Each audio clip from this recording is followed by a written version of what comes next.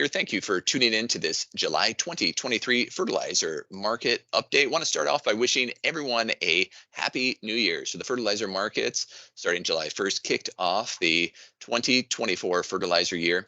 It represents when we start buying inputs for the crop that will be planted in the spring of 2024 in the Northern Hemisphere. So happy new year to all. You'll see that most of these charts have started to shift over to the 2024 fertilizer year. We'll kick it off talking a little bit about ammonia. So you can see that the Tampa ammonia contract continues to settle lower, settled at 285 a metric ton or 258 a short ton for the July contract. The big news this week was that Q4 prepay values were issued. I put a dotted line there that indicates where the Q4 figures came out relative to the prompt values. So we saw values as low as 390 FOB the plant in Iowa, and somewhere in the 400 to 410 terminal value in Iowa and Illinois, and as much as 425 to 445 in the Eastern Corn Belt. In many cases, that's a $50 to $60 premium over the summer fill values, which seems relatively cheap, especially relating to where many market participants saw that value going. Moving on to urea, the price of urea has moved up over the course of the last week, now sitting at 330 a short ton in NOLA. You're going to notice here down at the very bottom, I put a whole bunch more years in than I normally do. And it's really just to point out that we traded in a multi-year range that was fairly tight, at least relative to what we've seen in terms of price ranges over the last 2 years. And it wasn't until January of 2021, which I marked there with that blue arrow, that was really when we saw prices start to move out of the historical range. And then we saw 30 months of unprecedented volatility that we haven't seen. And so the overall thesis or hypothesis is that we will continue to see prices closer to the historical range than we will see of what we've seen over the last 30 months. And a lot of that is, I'll temper that just by saying, hey, you could see the same weather issues, energy crises, geopolitical issues, pandemic, all those things, those could happen. But in the absence of that, we would expect that the world would move back into a more balanced supply-demand scenario and move back closer to that yellow boxed area there. So if you look, this chart is the exact same data, just shown in a different way. And you can see how things moved in that same range over the course of time. So the NOLA value has moved up to 330, as I mentioned, but it's nowhere close to what we're seeing happen in international values. So for example, North African values, Egyptian values have moved from 285 a metric ton to 380 a metric ton in less than a month. So $100 move up as demand kicks in other parts of the world. Moving on to UAN, UAN saw a fill program this week, put values around 195 a short ton out of NOLA or 330 a short ton out of Cincinnati, which again is well within the range of the historical price range. I want to point out that black line there. And if you look at where we had a summer fill value last year, just short of 450. And so you're seeing values that are over $200 cheaper this year than they were last year. To put this in perspective, the price of new crop corn for the December 24 contract, which is what we're now buying the inputs for, is around $4.90 a bushel. When we look at where the price of corn was last July when the fill program came out, it was around $5.50 a bushel. So corn's only 60 cents a bushel cheaper. The price of UAN, a nitrogen source for corn, is $200 or more cheaper than it was at this time last year. And so much better value. I know the value wasn't as cheap as many people were hoping for, but you also look and say, what's the downside risk versus the upside risk? So if one of those key issues that we've talked about, a geopolitical event, an economic event, a weather event, an energy crisis, if any of those were to happen, could you see the price pop back up again? The potential certainly exists for that to happen. So here's that same chart looking at the historical range. So we've moved out of the crisis period. We've moved back into the historical range.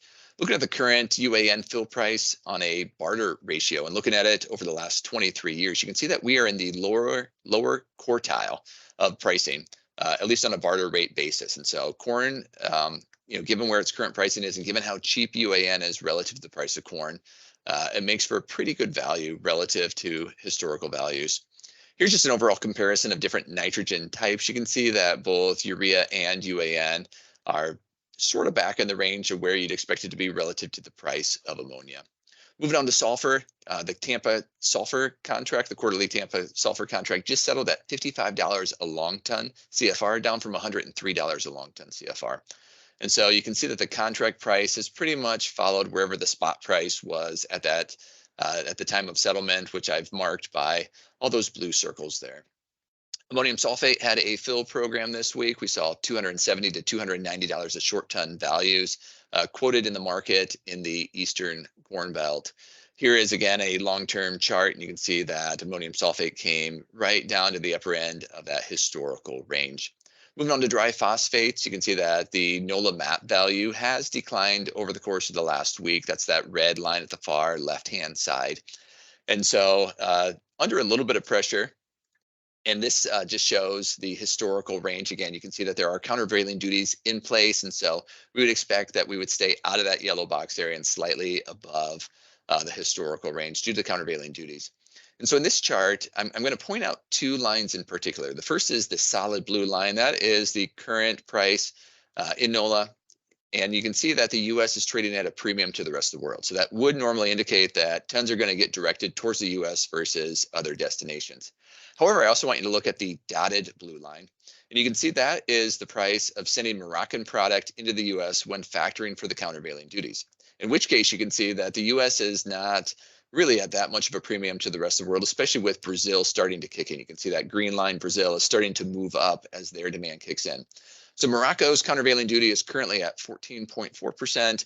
You do have Russian countervailing duties at 53%. So really under no scenario would you ever expect to see Russian product move into the US. I know I talk a lot about corn, but really soybeans are the product that really is pretty strong right now. And if you look at where soybean barter rates are, if you're going to be putting P and K down, soybean barter rates are extremely cheap right now, especially relative to historical values. Moving on, just phosphoric acid. The big thing I want to point out here is that phosphoric acid saw its biggest price reset since 2008 in this last period. And so both the Western producers and the Eastern producer of phosphoric acid all reset their price down to the same price level. And it was a pretty substantial reset, which you've seen show up in the price of cheaper 1034.0. Finally, wrapping it up with potash, we are still awaiting a potash fill program. So those who know the normal cadence of when this market update comes out knows that I am a couple days late, and I was really waiting for a potash fill program to come out, and it just never did. And the big reason why, if I were to guess, is really because there was a port strike in Vancouver. And if you look at where most of the exports out of Saskatchewan, most of the potash exports go, they really get directed towards Vancouver. And so you can see why Canadian producers would be a little reluctant to issue a fill program when they weren't sure how long they were potentially going to be needing to store product and not be able to move product to the port. You could say that the U.S. is a bit of a relief valve, but the U.S. is only buying granular potash. Those potash mines are producing both standard grade and granular potash. And you can, and the logistics network really isn't set up to move some of those Canpotex rail cars into the U.S. and vice versa. And so you can see why there was a sense of pause on the potash producers' part. So that just means we are in a holding pattern. We would expect with the Southwest Fertilizer Conference next week that we will not see a pricing program come out until after that. So the U.S. is trading at a premium to Brazil right now. But again, we haven't seen our fill program, so it's really a bit of an accurate number. Right now, the U.S. is at a $50 premium to Brazil. Normally this time of year, if you look at that blue dotted line, we would be at a $30 discount to Brazil.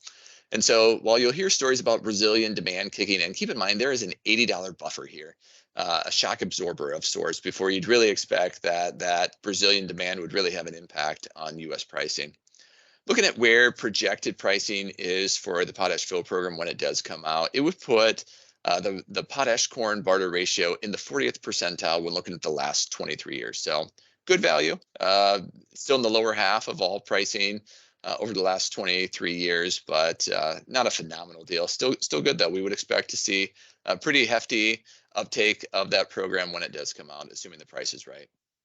Finally, wrap it up with this, just a continued point that the potash market tends to look and move in long cycles, multi-month, multi-year cycles. It continues to be in a downward trend, although we do appear to be coming closer and closer to a floor. Did put a blue line in there, and that is where we really started to see the potash market take off. And so that was right before we saw potash mine flooding. It was really right before we saw Belarus have some of its issues. And so a lot has happened in the potash market in the last couple of years. So that's all I have for today. Thanks so much for tuning in, and hope to catch up with you all again soon. Thanks.